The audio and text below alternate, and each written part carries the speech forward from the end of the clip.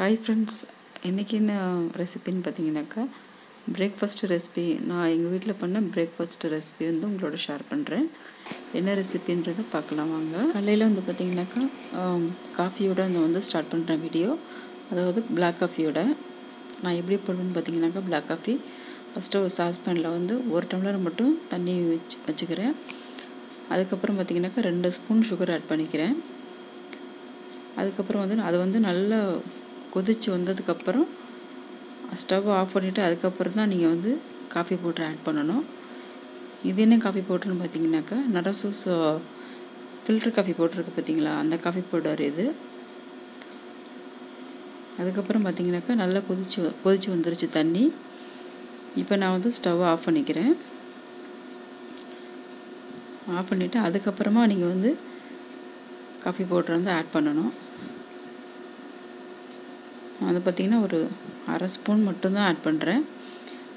Add பண்ணிவிட்டு கொஞ்சம் நேரம் ஒரு 5 நிமிஷம் மூடி வச்சிட்டிங்கனாக்கா டிகாஷன் நல்லா இறங்கிடும். அதில் பார்த்திங்கனாக்கா டிகாஷன் இறங்கிருச்சு. அதுக்கப்புறம் நான் அதை ஃபில்டர் பண்ணிக்கிறேன். இந்த மாதிரி நீங்கள் பிளாக் காஃபி போட்டு பாருங்கள், ரொம்ப நல்லாயிருக்கும். நல்லா ஆற்றிட்டு அதுக்கப்புறமா எடுத்துக்கிறேன் காஃபியை.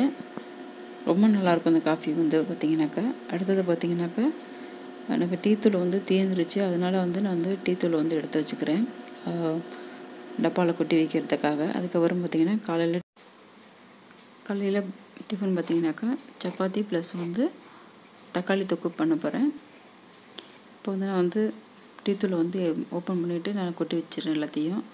அதுக்கப்புறம் பார்த்திங்கனாக்கா அரை கிலோ மைதா மாவு கோதுமை மாவு எடுத்துக்கிறேன். அப்புறம் பார்த்திங்கனாக்கா அதில் ஒரு ஸ்பூன் உப்பு ஆட் பண்ணிக்கிறேன், தூள் உப்பு. ஃபஸ்ட்டு நீங்கள் கோதுமை மாவில் மாவு பிசையும் போது எண்ணெய் ஃபஸ்ட்டு விட்டுக்கோங்க. எண்ணெய் ஃபஸ்ட்டு விட்டுட்டு அது நல்லா கலந்து விட்டுருங்க. கலந்து விட்டுட்டு அதுக்கப்புறமா நீங்கள் தண்ணி ஆட் பண்ணி பிசைஞ்சிக்கலாம். அந்த மாதிரி நீங்கள் பிசையும் போது நான் கொஞ்சம் சாஃப்டாக வரும் மாவு உங்களுக்கு. பார்த்திங்கன்னா நான் எண்ணெய் விட்டு நல்லா கலந்து விட்டுக்கிறேன். அதுக்கப்புறம் பார்த்திங்கனாக்கா இந்த டம்ளரால் ஒரு 1.25 டம்ளர் நீங்கள் தண்ணி ஆட் பண்ணால் போதும். அரை கிலோ மாவுக்கு உங்களுக்கு ரொம்ப கரெக்டாக வரும். இப்போ பார்த்திங்கனாக்கா சப்பாத்தி மாவு மூடி வச்சிடறேன் தனியாக. அடுத்தது தக்காளி தொக்கு பண்ணலாம் அப்படின்னு பார்க்கலாம் வாங்க. இது குக்கரில் வேக வச்சு தான் இந்த தக்காளி தொக்கு பண்ணணும். அதாவது எப்படின்னு பார்த்தீங்கன்னாக்கா, 3 பெரிய வெங்காயம் எடுத்திருக்கேன், 3 தக்காளி எடுத்திருக்கேன். அதை இந்த மாதிரி பெரிய சைஸில் கட் பண்ணால் கூட போதும். அது குக்கரில் மாற்றிட்டு ஒரு அரை ஸ்பூன் உப்பு போட்டுட்டு ஒரு 2 டம்ளர் தண்ணி ஊற்றி ஒரு 7-8 விசில் கிட்ட வைங்க. இந்த தக்காளி தொக்கு பார்த்திங்கனாக்கா நம்ம குக்கரில் வேக வச்சு செய்கிறது. இது வதக்கிறது கிடையாது. நம்ம எப்போவும் வதக்கி தான் தக்காளி தொக்கு செய்வோம். இது வதக்கிறது கிடையாது, வேக வச்சு தாளிக்கிறது மட்டும்தான். இது ரொம்ப நல்லாயிருக்கும். நீங்கள் ட்ரை பண்ணி பாருங்கள். சப்பாத்தி கூட ரொம்ப டேஸ்ட்டாக இருக்கும். இப்போ 2 டம்ளர் தண்ணி ஊற்றி அரை ஸ்பூன் உப்பு போட்டுட்டு நான் குக்கர் விசில் வச்சுட்டு ஒரு 7-8 விசில் கிட்ட நான் வச்சிடுறேன்.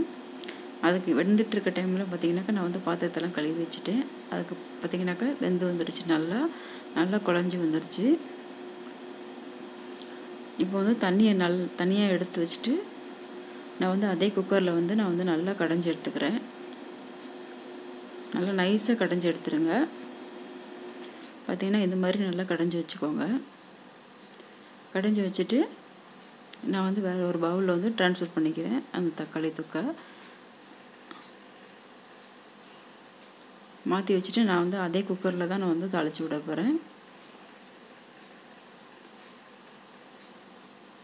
இது ரொம்ப நேரம் நம்ம மற்றது தக்காளி தொக்குனா 3 நேரம் வதக்கணும். நம்ம ரொம்ப பக்கத்துலேயே நின்றுக்கிட்டு வதக்கிக்கிட்டே இருக்கணும்.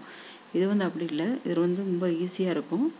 பார்த்திங்கனாக்கா கொஞ்சம் ஆயில் விட்டுக்கிறேன். ஆயில் விட்டுட்டு கடுகு ஒரு அரை ஸ்பூன் போட்டுக்கிறேன்.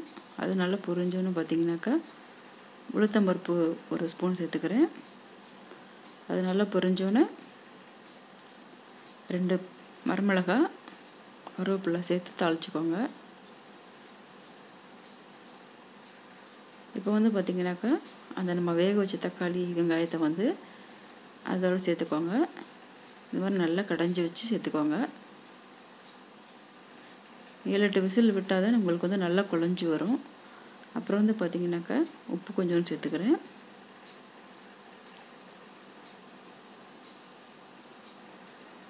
அப்புறமா வந்து பார்த்திங்கனாக்கா கொஞ்சோண்டு பெருங்காயம் சேர்த்துக்கிறேன். மிளகாத்தூள் வந்து ஒரு 1/2 ஸ்பூன் சேர்த்துக்கிறேன். உங்களுக்கு காரம் எவ்வளோ தேவைப்படுதோ அந்த மாதிரி நீங்கள் ஆட் பண்ணிக்கலாம். வேறு எதுவுமே சேர்க்க தேவையில்லை. மஞ்சத்தூள் மட்டும் ஒரு 1/2 ஸ்பூன் சேர்த்துக்கிட்டால் போதும்.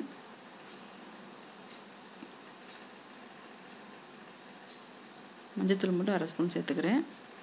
இப்போ வந்து பார்த்திங்கனாக்கா நல்லா கலந்து விட்டுட்டு ஒரு 5 நிமிஷத்துக்கிட்ட நீங்கள் வந்து கொதிக்க வைங்க. தண்ணியாக இருக்கணும்னு அவசியம் இல்லை. கொஞ்சம் திக்காக இருக்கிற மாதிரி பார்த்துக்கோங்க. திக்காக இருந்தால் தான் கொஞ்சம் நல்லாயிருக்கும். இப்போ வந்து கொஞ்சம் தண்ணியாக இருக்குது. கொஞ்சம் சுண்டி வர மாதிரி நான் வந்து வச்சுக்கிறேன். பார்த்திங்கனாக்கா நான் மூடி வச்சுட்டேன். மூடி வச்சுட்டு பார்த்திங்கனாக்கா இந்த மாதிரி கொஞ்சம் கெட்டியாக வந்துருச்சு.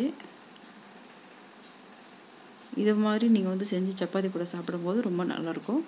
பார்த்திங்கனாக்கா அந்த சப்பாத்தி நான் ரெடி பண்ணிட்டேன். சப்பாத்தி ரெடி பண்ணிவிட்டு இன்னொரு பவுலில் வந்து பார்த்திங்கனாக்கா நான் வந்து தக்காளி தொக்கை வந்து எடுத்து வச்சுக்கிறேன். பார்த்திங்கனாக்கா கலர் வந்து ரொம்ப சூப்பராக இருக்கும். இது வந்து ரொம்ப டேஸ்ட்டாகவும் இருக்கும். ரொம்ப நல்லாயிருக்கும். நீங்கள் வந்து இதை ட்ரை பண்ணி பாருங்கள். ஸோ இந்த வீடியோ உங்களுக்கு பிடிச்சிருந்துச்சினாக்கா லைக் பண்ணுங்கள், ஷேர் பண்ணுங்கள், கமெண்ட் பண்ணுங்கள், சப்ஸ்கிரைப் பண்ண மறந்துடாதீங்க. சப்ஸ்கிரைப் பண்ணுங்கள்.